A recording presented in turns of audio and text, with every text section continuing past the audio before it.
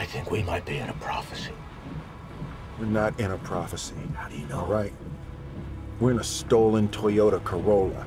We're gonna titty bar gunfight die. Let's do it right here, right now. You ready?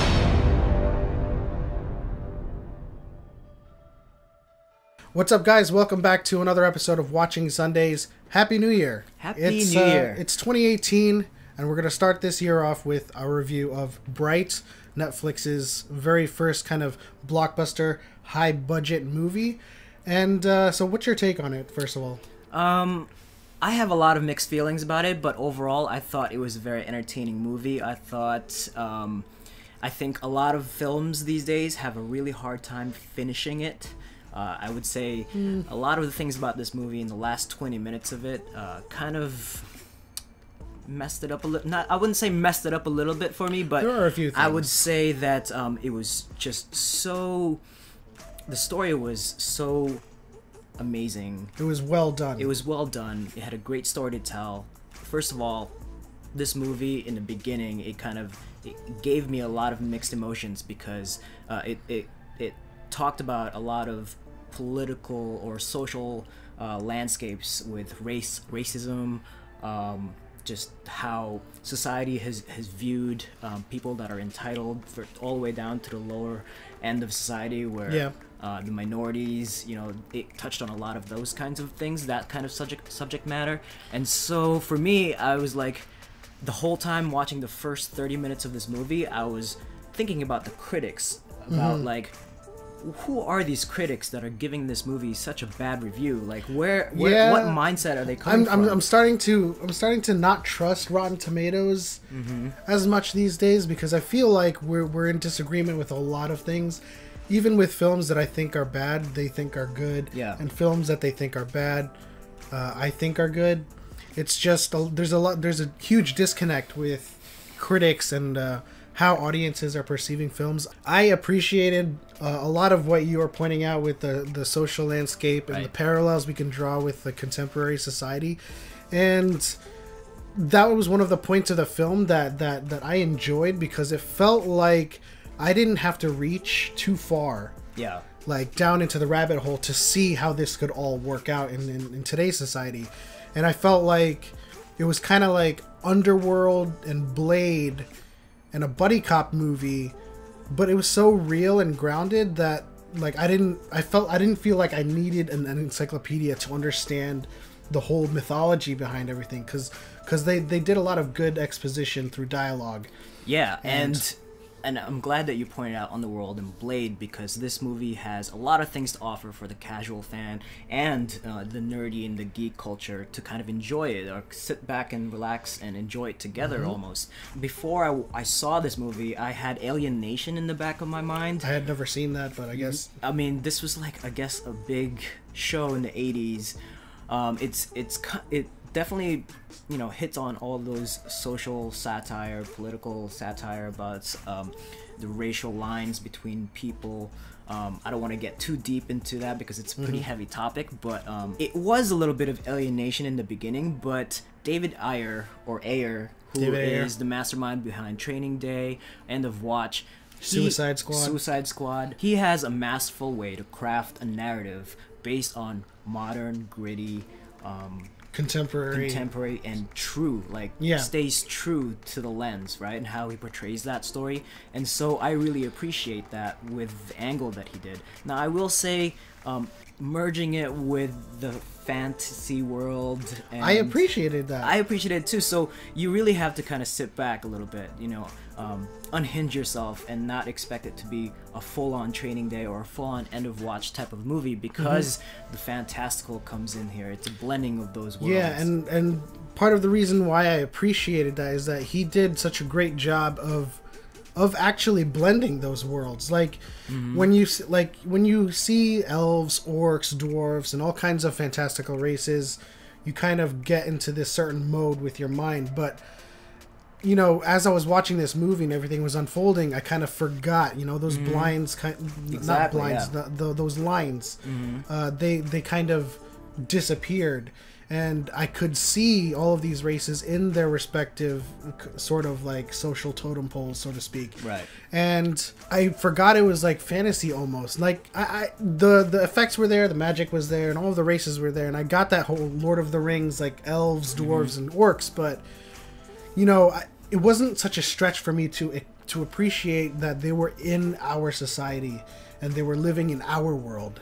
And that was beautifully crafted by David. Yeah, I totally agree. I mean, you had to set it up that way just so that you can get in that mindset of where society is, or the truth behind that in our society. And so it's an uncomfortable topic. It's an uncomfortable conversation to have, and it's things that have been told in many different ways. But like, yeah, I mean, a lot of those fantasy novels and on all of those fantasy movies, Lord of the Rings, Hobbit, and all of those, like Harry Potter, it always deals with social commentary. Yeah. And it's always an allegory of today's society. So this one was done so well that you didn't really have to reach so far for like the elves and orcs. And that's what I was saying about like my feelings got played with a little bit, because it started off in this serious tone, right? You could tell that the orcs were mistreated and the elves were the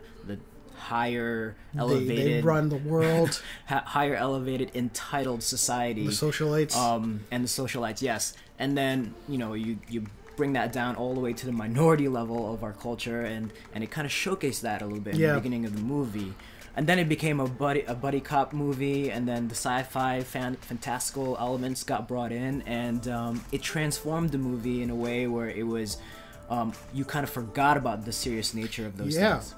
And when those fantastical elements came in, that's when like the underworld and the blade elements came in. But still, even when that happened, his character Daryl Ward and Nicholas Jacoby, they still felt like normal people trying to just get by. Yeah. Like magic was thrown at them. Freaking Noomi Rapace, who is amazing. I love Noomi Rapace. An amazing elf. She's so good in this movie. She plays movie. Layla, an Inferni, and like when her group comes in and she's doing all these like amazing stunts and amazing fight choreography, you get this underworld feeling, right? Oh, these amazing elves, they're powerful, they're well coordinated, and they're very dangerous.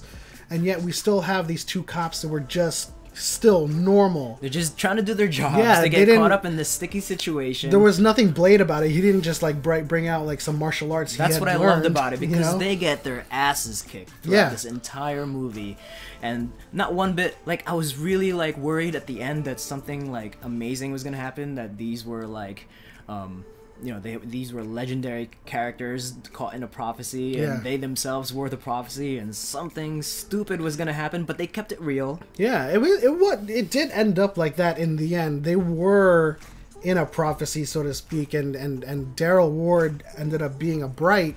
Yeah. But the way that played out still felt very real to me. He was "Oh, I got the wand. Yeah, what the hell do I do with it?" It wasn't like the King Arthur pulling the sword out of the stone, and all of a sudden you're like this mystical beast that could save the world. Yeah, he didn't pick up the wand. It was just like, I know every spell in the world, and here's all the spells.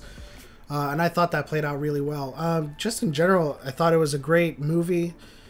Like we were mentioning in this review, a lot of the narrative and the pacing, the mythology not being needed to be expounded upon in such a way where you felt like you were watching Lord of the Rings. That's where that's where I was really, really trying to think of while I was watching this movie towards the end.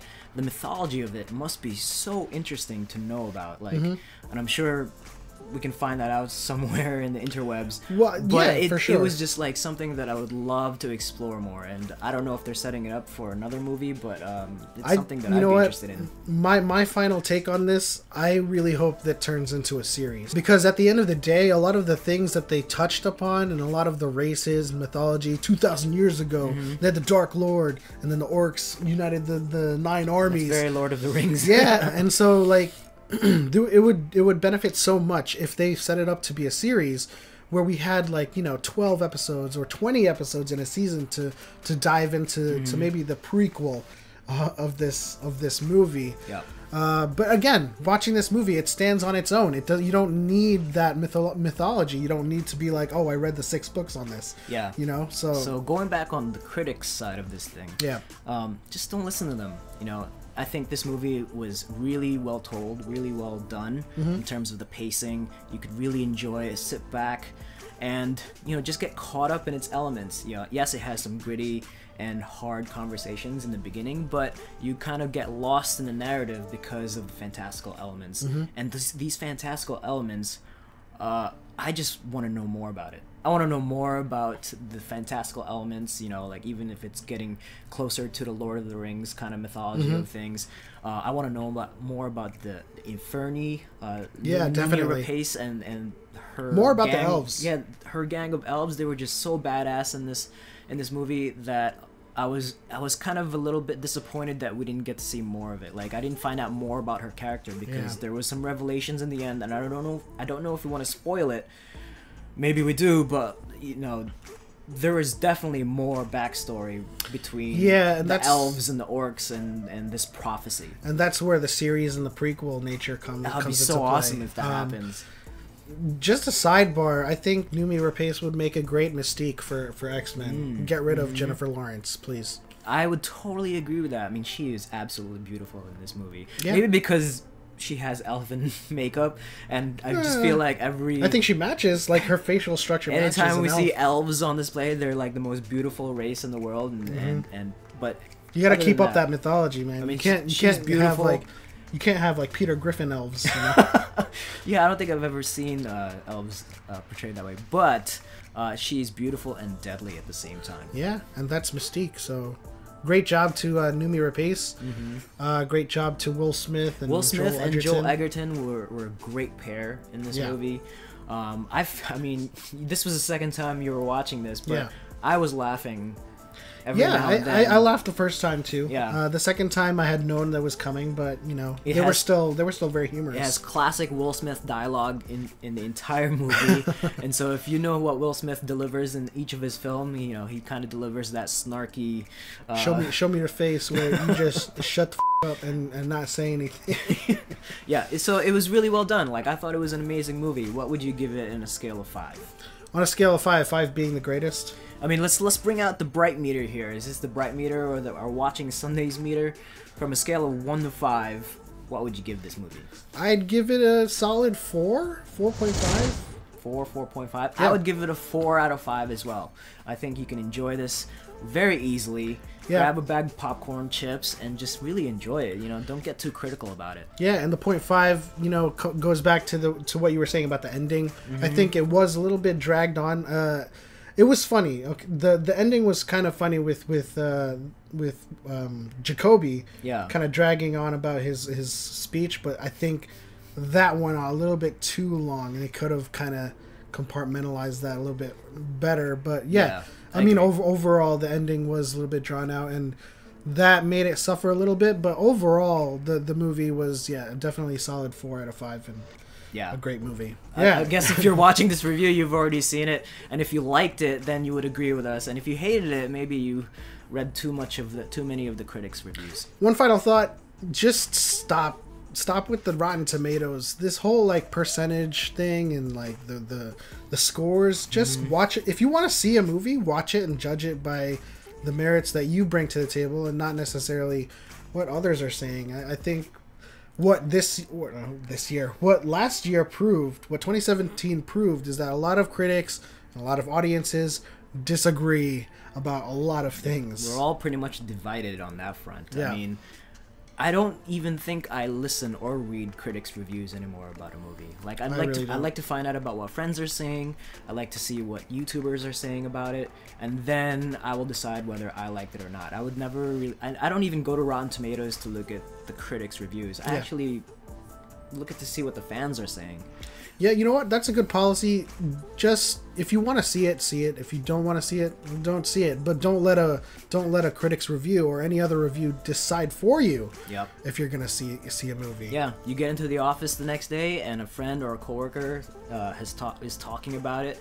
Go off of that versus what a critic would say. Yeah. Anyways, that'll do it for this episode of Watching Sundays and our review of Bright, Netflix's first blockbuster film. It's a good one. Yeah, I can't wait for more. I hope that they turn it into a series, and there you go. Yeah, and if you guys are checking us out for the first time, don't forget to hit that subscribe button, the bell notification to get more videos from us. Leave a thumbs up.